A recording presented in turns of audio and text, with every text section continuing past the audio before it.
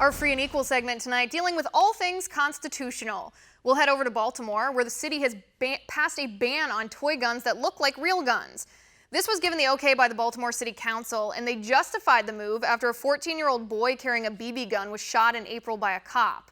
This is the gun on the left that the 14-year-old boy was carrying. It's fake, compared to the real version on the right. You can see the obvious similarity. Well, here with me now to break this down, President and founder of the U.S. Concealed Carry Association, Tim Schmidt. Tim, good to see you. Hey, Liz. Thanks for having me on. Great to be here. It's great to have you here. Tim, give me your opinion on this. Replica guns, the city of Baltimore just banned replica guns. What do you think of this?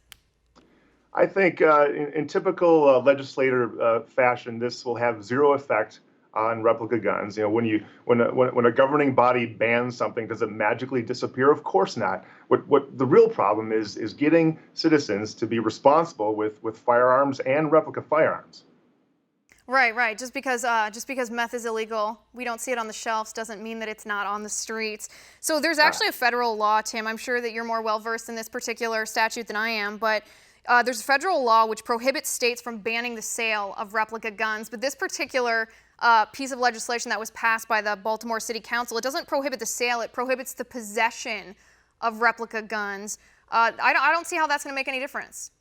Yeah, another typical end around, trying to make an unconstitutional law constitutional, which, and at the end of the day, is that it's going to do absolutely nothing to make our police officers safer or anyone safer. Ultimately, what it's going to be doing is taking an incremental step towards taking away our freedoms, which, as we know, that's kind of what government tends to do. Right. Plus, it's also just silly at a certain point that they're trying to ban toy guns. Replica guns. I mean, these replica guns, the ones that are designed to look like real guns, they're used in training too. So banning replica guns would arguably make the ownership, the use of real firearms less safe if you don't have the proper training. Exactly, Liz. Yeah, that's very well said. We have extensive training that we do here with CERT guns, which of course I'm sure would be considered replica guns, and that would have a huge negative effect if we couldn't train with those. Right. And the guy who instigated this, city council president named Jack Young, he said this ban is something that we should all do. The people should all do for the safety of the children. Tim, this reminds me of James O'Keefe's video from Project Veritas, where he was talking to the Hillary delegate at the time. This was directly after the convention, I believe. And this Hillary delegate said the best way to sneak through gun control was to use softer language like keeping the children safe and doing this for the children. It seems like the same thing. It seems like language used to try to trick us into giving away our freedom.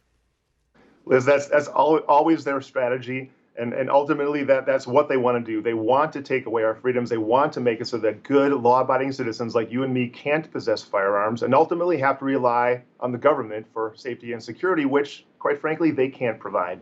No, I certainly, for one, don't want to rely on the government to keep me safe. Tim, let me pivot just a little bit. So gun sales under President Obama went up, and now that Trump has been elected, they've actually leveled out, which I think is a commentary on the fact that people don't feel quite as threatened. But you run a major organization that has to do with firearms, firearm safety, concealed carry. What do you foresee in a Trump administration? Do you foresee, in regards to concealed carry, I should say, do you foresee us not having to have permits, that it's just a constitutional right eventually?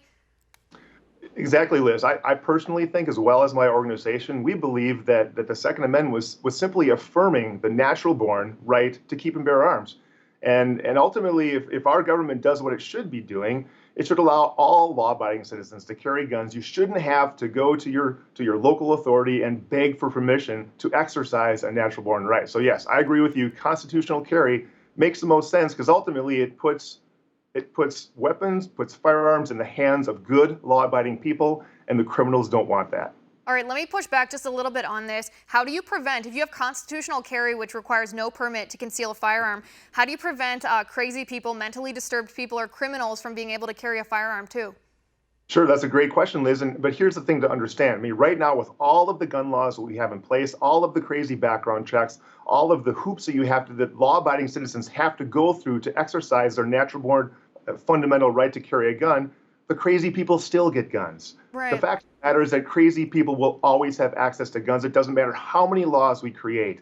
So ultimately, when we create these gun control laws, what we're doing is putting roadblocks up for the good people, which is a heck of a lot larger than the crazy people. Right, so essentially constitutional carry instead of concealed carry would just make law-abiding gun owners, law-abiding concealed carry permit holders outnumber the crazies here. What else do you expect under President Trump? We know he's talked about reversing executive orders, perhaps on background checks, perhaps relaxing restrictions on gun silencers. What else do you see?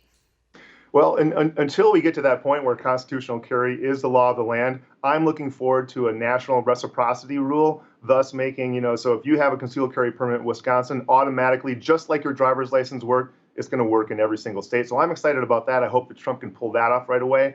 But in general, I'm really breathing a huge sigh of relief because I honestly think Donald Trump is a believer that the Second Amendment is actually, and simply, like I said before, an affirmation of that natural born right. That's the words he's saying, and I'm crossing my fingers, and I hope that his actions follow through on that.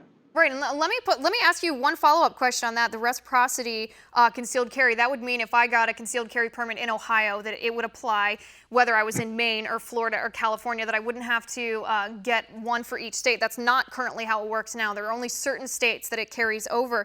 Do you expect the Department of Justice under President Trump to prosecute states like California, for example, that arguably violate our Second Amendment rights by not giving everyone who applies for one, every law-abiding citizen who applies for one, a concealed carry permit?